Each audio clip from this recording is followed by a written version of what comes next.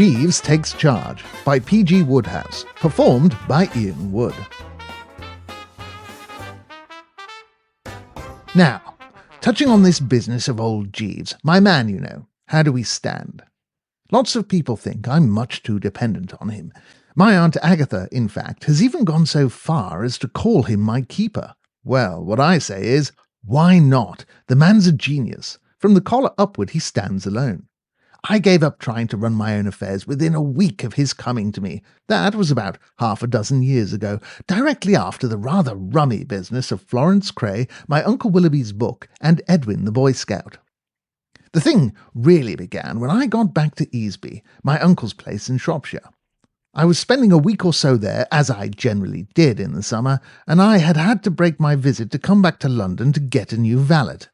I had found Meadows, the fellow I had taken to Easby with me, sneaking my silk socks, a thing no bloke of spirit could stick at any price. It transpiring, moreover, that he had looted a lot of other things here and there about the place, I was reluctantly compelled to hand the misguided blighter the mitten and go to London to ask the registry office to dig up another specimen for my approval. They sent me Jeeves. I shall always remember the morning he came. It so happened that the night before I had been present at a rather cheery little supper, and I was feeling pretty rocky. On top of this, I was trying to read a book Florence Craye had given me. She had been one of the house party at Easby, and 2 or 3 days before I left, we had got engaged. I was due back at the end of the week, and I knew she would have expected me to have finished the book by then. You see, she was particularly keen on boosting me up a bit nearer her own plane of intellect. She was a girl with a wonderful profile, but steeped to the gills in serious purpose. I can't give you a better idea of the way things stood than by telling you the book she had given me to read was called Types of Ethical Theory, and that when I opened it at random, I struck a page beginning, "The postulate or common understanding involved in speech is certainly coextensive in the obligation it carries with the social organism of which language is the instrument and the ends of which it is an effort to subserve." All perfectly true, no doubt, but not the sort of thing to spring on a lad with a morning head. I was doing my best to skim through this bright little volume when the bell rang. I crawled off the sofa and opened the door. A kind of darkish, sort of respectful Johnny stood without. "I was sent by the agency, sir," he said. "I was given to understand you required a valet. I'd have preferred an undertaker, but I told him to stagger in, and he floated noiselessly through the doorway like a healing zephyr. That impressed me from the start. Meadows had had flat feet and used to clump. This fellow didn't seem to have any feet at all. He just streamed in. He had a grave, sympathetic face, as if he too knew what it was to sup with the lads. "Excuse me, sir," he said gently. Then he seemed to flicker, and wasn't there any longer. I heard him moving about in the kitchen, and presently he came back with a glass on a tray.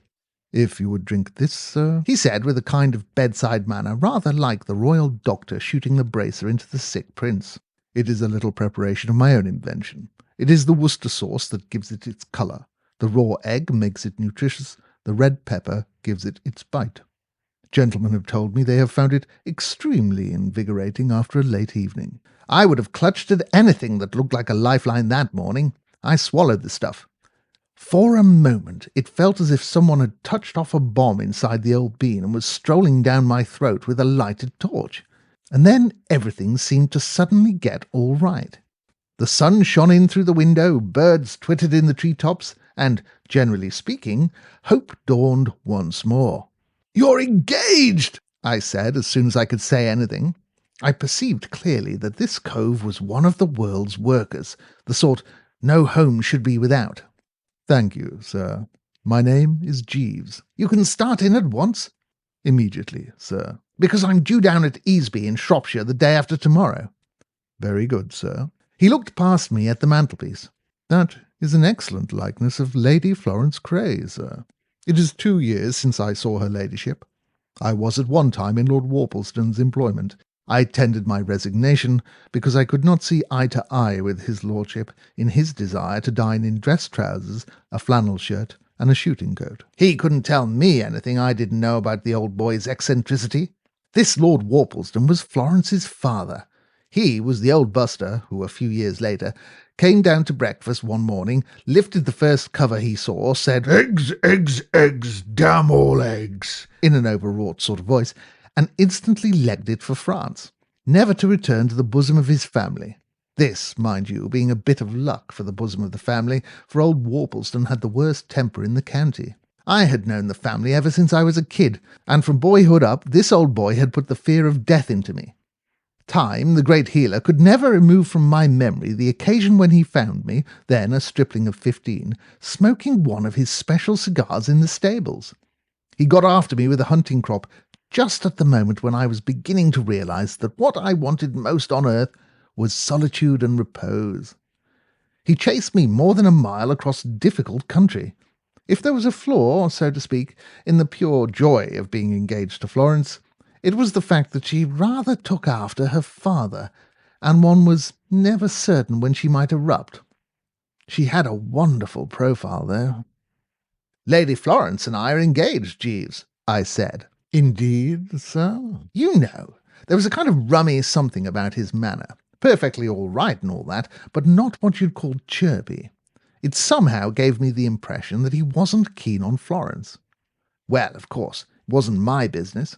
I suppose that while he had been valeting old Worplesdon, she must have trodden on his toes in some way. Florence was a dear girl, and, seen sideways, most awfully good-looking. But if she had a fault, it was a tendency to be a bit imperious with the domestic staff. At this point in the proceedings there was another ring at the front door. Jeeves shimmered out and came back with a telegram.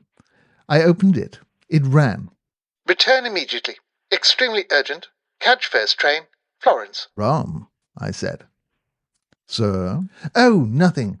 It shows how little I knew Jeeves in those days that I didn't go a bit deeper into the matter with him. Nowadays I would never dream of reading a rummy communication without asking him what he thought of it. And this one was devilish odd. What I mean is, Florence knew I was going back to Easby the day after tomorrow anyway, so why the hurry call? Something must have happened, of course, but I couldn't see on earth what it could be. "Jeeves," I said, "we shall be going down to Easby this afternoon. Can you manage it?" "Certainly, sir." "You can get your packing done and all that?" "Without any difficulty, sir." "Which suit will you wear for the journey?" "This one." I had on a rather sprightly young check that morning, to which I was a good deal attached. I fancied it, in fact, more than a little. It was perhaps rather sudden till you got used to it, but nevertheless an extremely sound effort which many lads at the club and elsewhere had admired unrestrainedly. "Very good, sir." Again, there was that kind of rummy something in his manner. It was the way he said it, don't you know. He didn't like the suit. I pulled myself together to assert myself. Something seemed to tell me that unless I was jolly careful and nipped this lad in the bud, he would be starting to boss me. He had the aspect of a distinctly resolute blighter. Well, I wasn't going to have any of that sort of thing, by Jove. I'd seen so many cases of fellows who'd become perfect slave to their valets. I remember poor old Aubrey Fothergill telling me with absolute tears in his eyes, poor chap, one night at the club, that he had been compelled to give up a favourite pair of brown shoes, simply because Meakin, his man, disapproved of them.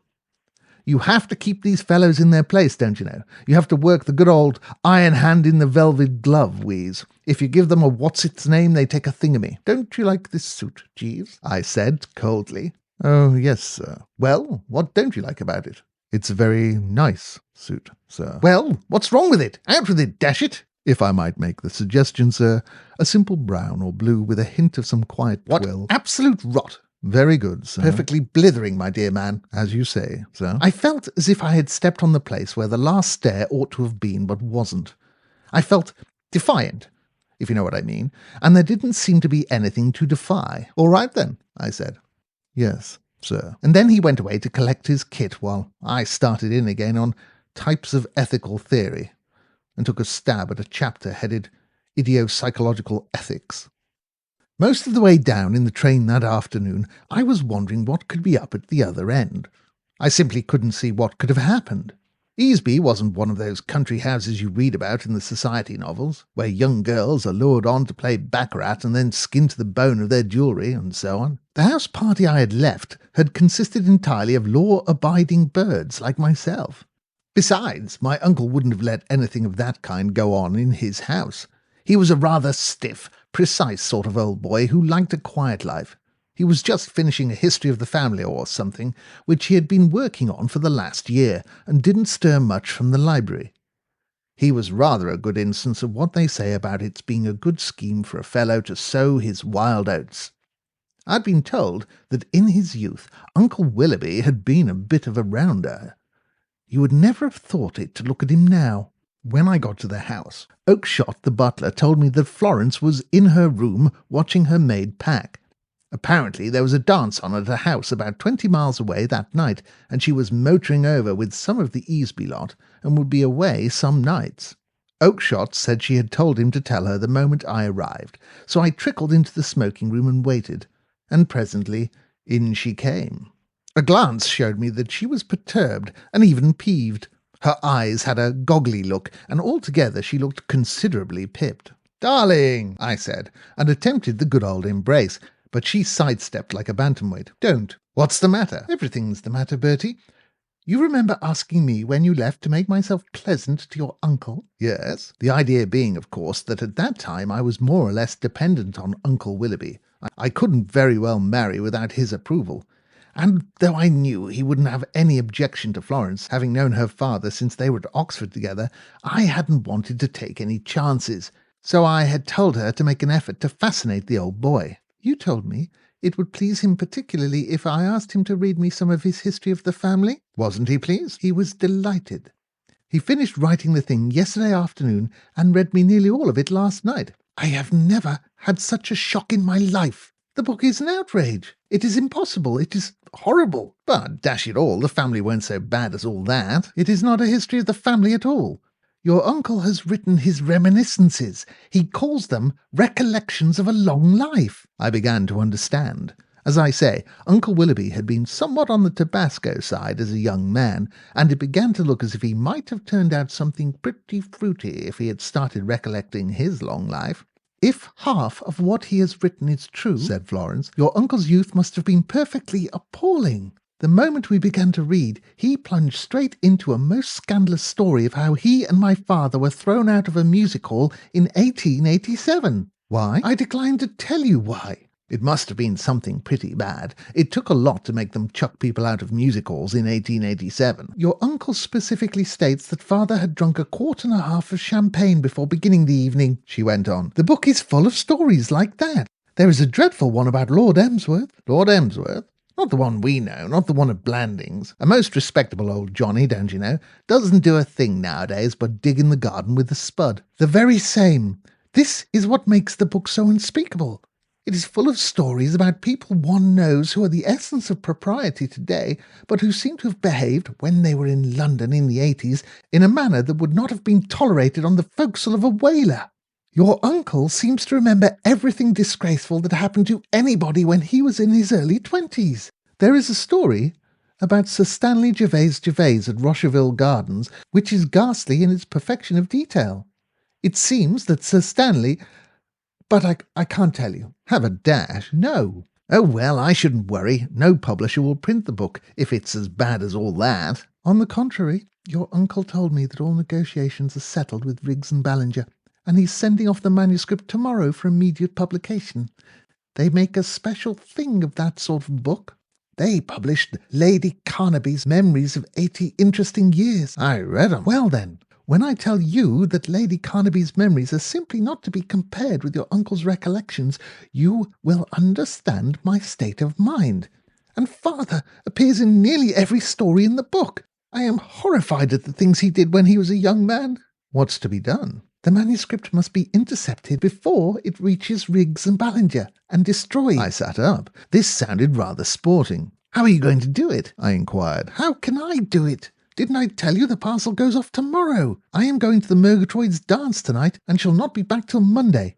You must do it. That's why I telegraphed to you." "What?" She gave me a look. "Do you mean to say that you refuse to help me, Bertie?" "No, but I say, it's quite simple, but even if What I mean is, of course, anything I can do, but if you know what I mean. You say you want to marry me, Bertie? Yes, of course, but still. For a moment she looked exactly like her old father. I will never marry you if those recollections are published. But Florence, old thing, I mean it. You may look on it as a test, Bertie. If you have the resource and courage to carry this thing through, I will take it as evidence that you are not the vapid and shiftless person most people think you. If you fail, I shall know that your Aunt Agatha was right when she called you a spineless invertebrate and advised me strongly not to marry you. It will be perfectly simple for you to intercept the manuscript, Bertie. It only requires a little resolution. But suppose Uncle Willoughby catches me at it. He'd cut me off with a bob. If you care more about your uncle's money than for me— No, rather not. Very well, then. The parcel containing the manuscript will, of course, be placed on the hall tomorrow for Oakshott to take to the village with the letters. All you have to do is take it away and destroy it. Then your uncle will think it has been lost in the post. It sounded thin to me. Hasn't he got a copy of it? No, it has not been typed. He is sending the manuscript just as he wrote it, but he could write it over again, as if he would have the energy. But if you're going to do nothing but make absurd objections, Bertie, I was only pointing things out. Well, don't. Once and for all, will you do me this quite simple act of kindness? The way she put it gave me an idea. Why not get Edwin to do it? Keep it in the family, kind of, don't you know? Besides, it would be a boon to the kid. A jolly bright idea, it seemed to me. Edwin was her young brother, who was spending his holidays at Easby. He was a ferret-faced kid whom I had disliked since birth. As a matter of fact, talking of recollections and memories, it was young blighted Edwin who, 9 years before, had led his father to where I was smoking his cigar and caused all the unpleasantness. He was 14 now, and had just joined the Boy Scouts. He was one of those thorough kids, and took his responsibilities pretty seriously. He was always in a sort of fever because he was dropping behind schedule with his daily acts of kindness. However hard he tried, he'd fall behind, and then you would find him prowling about the house, setting such a clip to try and catch up with himself that Easby was rapidly becoming a perfect hell for man and beast. The idea didn't seem to strike Florence. I shall do nothing of the kind, Bertie.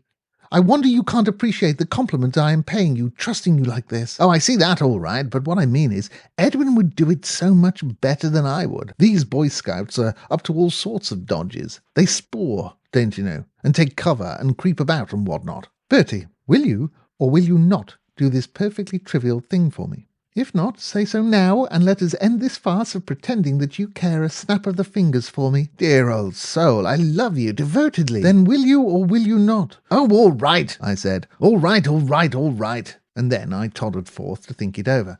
I met Jeeves in the passage just outside. I beg your pardon, sir. I was endeavouring to find you. What's the matter? I felt that I should tell you, sir, that somebody has been putting black polish on our brown walking shoes. What? Who? Why? I could not say, sir. Can anything be done with them? Nothing, sir. Damn. Very good, sir. I've often wondered since then how these murderer fellows manage to keep in shape while they're contemplating their next effort. I had a much simpler sort of job on hand, and the thought of it rattled me to such an extent in the night watches that I was a perfect wreck next day. Dark circles under the eyes, I give you my word.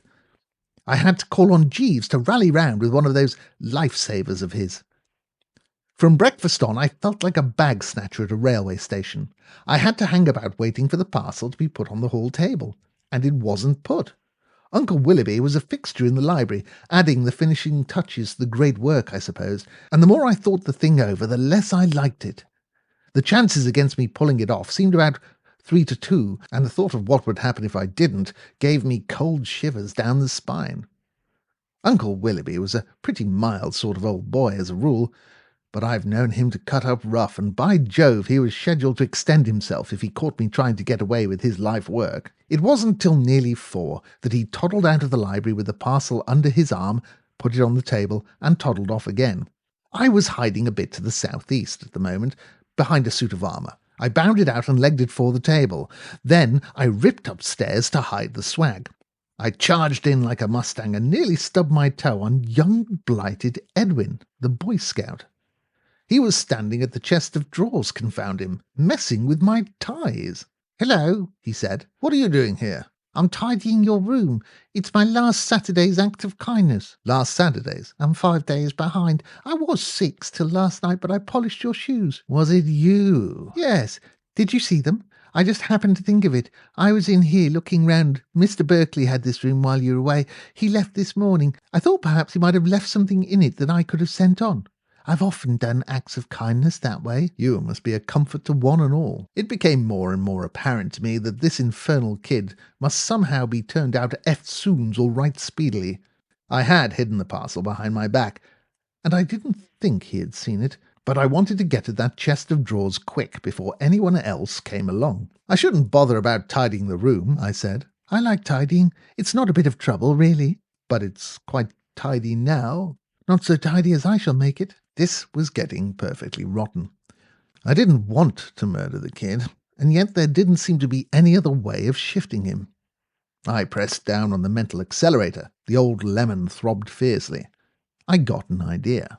There's something much kinder than that which you could do, I said. You see that box of cigars? Take it down to the smoking room and snip off the ends for me. That would save me no end of trouble. Stagger along, laddie.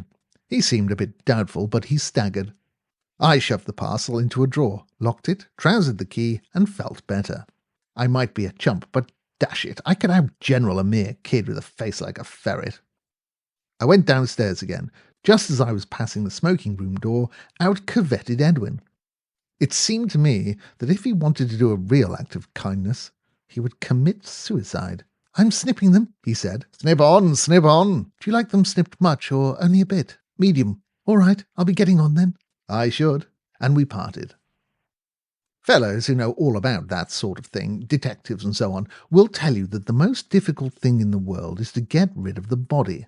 I remember as a kid having to learn by heart a poem about a bird by the name of Eugene Aram, who had the deuce of a job in this respect.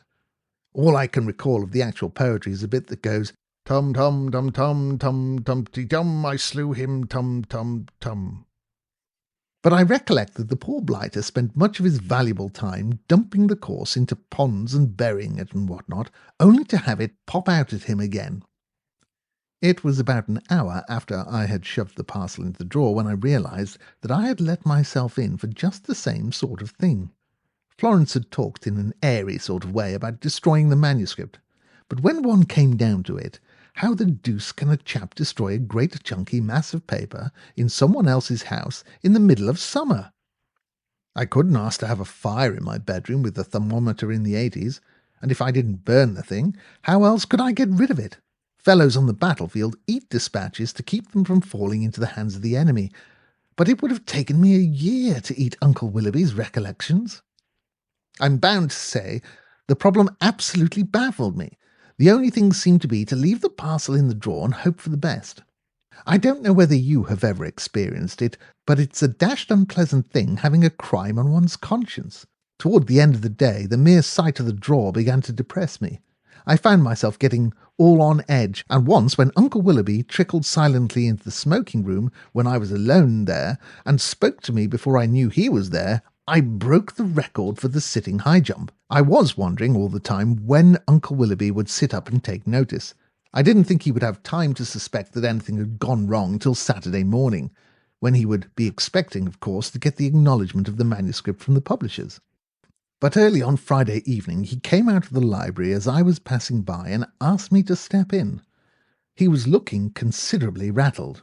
"Bertie," he said. He always spoke in a precise sort of pompous kind of way. "An exceedingly disturbing thing has happened. As you know, I dispatched the manuscript of my book to Messrs. Riggs and Ballinger, the publishers, yesterday afternoon. It should have reached them by the first post this morning. Why I should have been uneasy I cannot say, but my mind was not altogether at rest respecting the safety of the parcel. I therefore telephoned to Messrs. Riggs and Ballinger's a few moments back to make inquiries. To my consternation, they informed me that they were not yet in receipt of my manuscript. Very rum. I recollect distinctly placing it myself on the hall table in good time to be taken to the village. But here is a sinister thing. I have spoken to Oakshott, who took the rest of the letters to the post office, and he cannot recall seeing it there. He is, indeed, unswerving in his assertions that when he went to the hall to collect the letters, there was no parcel among them. Sounds funny. Bertie, shall I tell you what I suspect? What's that? The suspicion will, no doubt, sound to you incredible, but it alone seems to fit the facts as we know them. I incline to the belief that the parcel has been stolen. Oh, I say, surely not. Wait, hear me out. Though I have said nothing to you before, or to anyone else concerning the matter, the fact remains that during the past few weeks, a number of objects, some valuable, others not, have disappeared in this house. The conclusion to which one is irresistibly impelled is that we have a kleptomaniac in our midst. It is a peculiarity of kleptomania, as you are no doubt aware, that the subject is unable to differentiate between the intrinsic values of objects.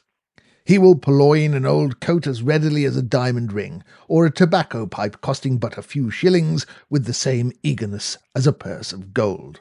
The fact that this manuscript of mine could be of no possible value to any outside person convinces me that— But, uncle, one moment. I know all about those things that were stolen. It was Meadows, my man, who pinched them.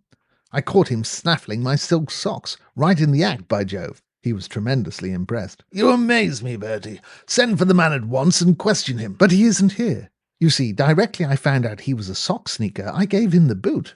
That's why I went to London, to get a new man. Then, if the man Meadows is no longer in the house, it could not be he who purloined my manuscript.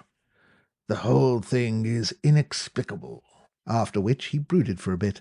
Uncle Willoughby potted about the room, registering baffledness, while I sat sucking a cigarette, feeling rather like a chappie I'd once read about in a book who murdered another cove and hid the body under the dining-room table, and then had to be the life and soul of a dinner party, with it there all the time. My guilty secret oppressed me to such an extent that after a while I couldn't stick it any longer. I lit another cigarette and started for a stroll in the grounds by way of cooling off. It was one of those still evenings you get in the summer, when you can hear a snail clear its throat from a mile away. The sun was sinking over the hills, and the gnats were fooling about all over the place, and everything smelled rather topping, what with the falling dew and so on, and I was just beginning to feel a little soothed by the peace of it all, when suddenly I heard my name spoken. It's about Bertie. It was the loathsome voice of young blighted Edwin. For a moment I couldn't locate it. Then I realized that it came from the library. My stroll had taken me within a few yards of the open window. I had often wondered how those Johnnies in books did it. I mean the fellows with whom it was the work of a moment to do about a dozen things that ought to have taken about 10 minutes. But, as a matter of fact, it was the work of a moment with me to chuck away my cigarette, swear a bit, leap about 10 yards, dive into a bush that stood near the library window, and stand there with my ears flapping. I was as certain as I have ever been of anything that all sorts of rotten things were in the offing. About Bertie? I heard Uncle Willoughby say. About Bertie and your parcel. I heard you talking to him just now. I believe he's got it. When I tell you that just as I heard these frightful words, a fairly substantial beetle of sorts dropped from the bush down the back of my neck, and I couldn't even stir to squash the same, you will understand that I felt pretty rotten. Everything seemed against me. What do you mean, boy? I was discussing the disappearance of my manuscript with Bertie only a moment back, and he professed himself as perplexed by the mystery as myself. Well, I was in his room yesterday afternoon doing him an act of kindness, and he came in with a parcel. I could see it, though he tried to keep it behind his back. And then he asked me to go into the smoking room and snip some cigars for him, and about 2 minutes afterwards he came down. And he wasn't carrying anything, so it must be in his room. I understand they deliberately teach these dashed Boy Scouts to cultivate their powers of observation and deduction and whatnot. Devilish thoughtless and inconsiderate of them, I call it. Look at the trouble it causes. It sounds incredible, said Uncle Willoughby, thereby bucking me up a trifle. Shall I go and look in his room? Asked young blighted Edwin. I'm sure the parcel's there. But what could be his motive for perpetrating this extraordinary theft? Perhaps he's what you said just now. A kleptomaniac? Impossible. It might have been Bertie who took all those things from the very start, suggested the little brute hopefully. He may be like Raffles. Raffles? He's a chap in a book who went about pinching things. I cannot believe that Bertie would go about pinching things.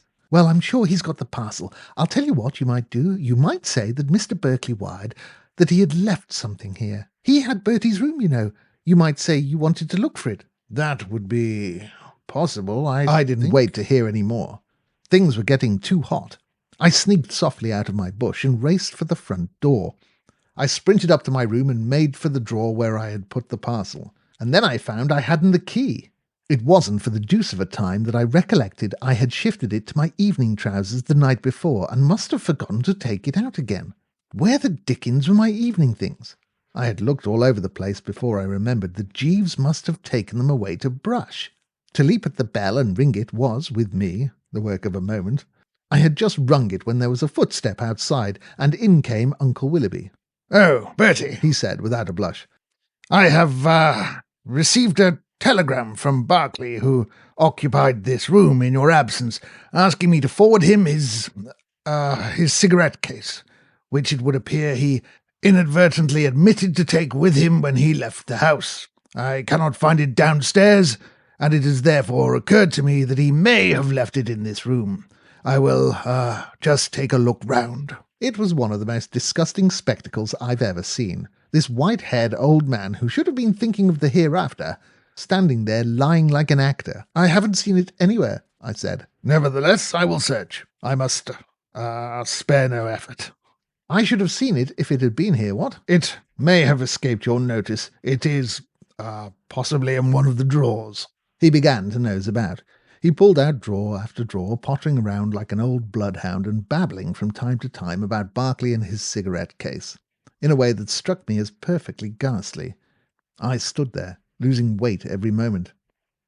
Then he came to the drawer where the parcel was. "This appears to be locked," he said, rattling the handle. "Yes, I shouldn't bother about that one. It's locked, and all that sort of thing." "You have not the key?" A soft, respectful voice spoke behind me. "I fancy, sir, that this must be the key you require. It was in the pocket of your evening trousers." It was Jeeves. He had shimmered in, carrying my evening things, and was standing there, holding out the key. I could have massacred the man. "Thank you," said my uncle. "Not at all, sir." The next moment Uncle Willoughby had opened the drawer. I shut my eyes. "No," said Uncle Willoughby. "There is nothing here. The drawer is empty. Thank you, Bertie. I hope I have not disturbed you. I fancy Berkeley must have taken his case with him after all." When he had gone, I shut the door carefully. Then I turned to Jeeves. The man was putting my evening things out on a chair. Jeeves, sir?" "Oh, nothing." It was deuced difficult to know how to begin. Jeeves, sir?" Was there? Have you by any chance—" "I removed the parcel this morning, sir." "Oh, ah. Why?" "I considered it more prudent, sir." I mused for a while. "Of course, I suppose all this seems tolerably rummy to you, Jeeves." "Not at all, sir. I chanced to overhear you and Lady Florence speaking of this matter the other evening, sir." "Did you, by Jove?" "Yes, sir." "Well, Jeeves, I think that, on the whole, if you were to, as it were, freeze onto that parcel until we get back to London—" "Exactly, sir." "And then we might, so to speak, chuck it away somewhere, what?" "Precisely, sir." "I'll leave it in your hands." "Entirely, sir." "You know, Jeeves, you're by way of being rather a topper." "I endeavour to give satisfaction, sir." "1 in a million, by Jove." "It is very kind of you to say so, sir." "Well, that's about all then, I think." "Very good, sir." Florence came back on Monday. I didn't see her till we were all having tea in the hall. It wasn't till the crowd had cleared away a bit that we got a chance of having a word together. "Well, Bertie," she said, "it's all right." "You have destroyed the manuscript?" "Not exactly, but—" "What do you mean?" "I mean I haven't absolutely—" "Bertie, your manner is furtive. It's all right. It's this way," and I was just going to explain how things stood, when out of the library came leaping Uncle Willoughby, looking as braced as a 2-year-old. The old boy was a changed man. "A most remarkable thing, Bertie. I have just been speaking with Mr. Riggs on the telephone, and he tells me that he received my manuscript by the first post this morning. I cannot imagine what can have caused the delay. Our postal facilities are extremely inadequate in the rural districts. I shall write to headquarters about it. It is insufferable if valuable parcels are to be delayed in this fashion." I happened to be looking at Florence's profile at the moment, and at that juncture she swung round and gave me a look that went right through me like a knife. Uncle Willoughby meandered back to the library, and there was a silence you could have dug bits out of with a spoon. "I can't understand it," I said at last. "I can't understand it, by Jove." "I can understand it perfectly, Bertie. Your heart failed you. Rather than risk offending your uncle— No, absolutely. You preferred to lose me rather than risk losing the money. Perhaps you did not think I meant what I said. I meant every word. Our engagement is ended." "But, I say—" "Not another word. But, Florence, old thing, I do not wish to hear any more. I see now that your Aunt Agatha was perfectly right. I consider that I have had a very lucky escape. There was a time when I thought that with patience you might be moulded into something worthwhile. I see now that you are impossible." And she popped off, leaving me to pick up the pieces. When I had collected the debris to some extent, I went to my room and rang for Jeeves. He came in looking as if nothing had happened, or was ever going to happen. He was the calmest thing in captivity. "Jeeves!" I yelled. "Jeeves, that parcel has arrived in London." "Yes, sir." "Did you send it?" "Yes, sir. I acted for the best, sir. I think that both you and Lady Florence overestimated the danger of people being offended at being mentioned in Sir Willoughby's recollections. It has been my experience, sir, that the normal person enjoys seeing his or her name in print, irrespective of what is said about them. I have an aunt, sir, who a few years ago was a martyr to swollen limbs. She tried Walkinshaw's Supreme Ointment and obtained considerable relief, so much so that she sent them an unsolicited testimonial. Her pride at seeing her photograph in the daily papers in connection with descriptions of her lower limbs before taking, which were nothing less than revolting, was so intense that it led me to believe that publicity, of whatever sort, is what nearly everybody desires. Moreover, if you have ever studied psychology, sir, you will know that respectable old gentlemen are by no means averse to having it advertised that they were extremely wild in their youth. I have an uncle who— I cursed his aunts, and his uncles, and him, and all the rest of the family. Do you know that Lady Florence has broken off her engagement with me? Indeed, sir? Not a bit of sympathy. I might have been telling him it was a fine day. You're sacked. Very good, sir. He coughed gently. As I am no longer in your employment, sir, I can speak freely without appearing to take a liberty. In my opinion, you and Lady Florence were quite unsuitably matched. Her ladyship is of a highly determined and arbitrary temperament, quite opposed to your own. I was in Lord Worpleston's service for nearly a year, during which time I had ample opportunity of studying her ladyship. The opinion of the servants' hall was far from favourable to her. Her ladyship's temper caused a good deal of adverse comment among us. It was at times quite impossible. You would not have been happy, sir.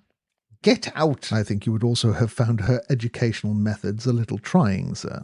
I have glanced at the book her ladyship gave you. It has been lying on your table since our arrival, and it is, in my opinion, quite unsuitable. You would not have enjoyed it. And I have it from her ladyship's own maid, who happened to overhear a conversation between her ladyship and one of the gentlemen staying here, Mr. Maxwell, who is employed in an editorial capacity by one of the reviews, that it was her intention to start you almost immediately upon Nietzsche. You would not enjoy Nietzsche, sir. He is fundamentally unsound. Get out. Very good, sir. It's rummy how sleeping on a thing often makes you feel quite different about it. It's happened to me over and over again. Somehow or other, when I woke the next morning, the old heart didn't feel half so broken as it had done. It was a perfectly topping day, and there was something about the way the sun came in at the window and the row the birds were kicking up in the ivy that made me half wonder whether Jeeves wasn't right. After all, though she had a wonderful profile, was it such a catch being engaged to Florence Craye as the casual observer might imagine? Wasn't there something in what Jeeves had said about her character? I began to realize that my ideal wife was something quite different, something a lot more clinging and drooping and prattling and whatnot. I had got as far as this in thinking the thing out when that Types of Ethical Theory caught my eye. I opened it, and I give you my honest word, this is what hit me. Of the two antithetic terms in the Greek philosophy, only one was real and self-subsisting, and that one was ideal thought, as opposed to that which it has to penetrate and mould. The other, corresponding to our nature, was in itself phenomenal, unreal, without any permanent footing, having no predicates that held true for 2 moments together. In short, redeemed from negation only by including indwelling realities appearing through. Well, I mean to say, what?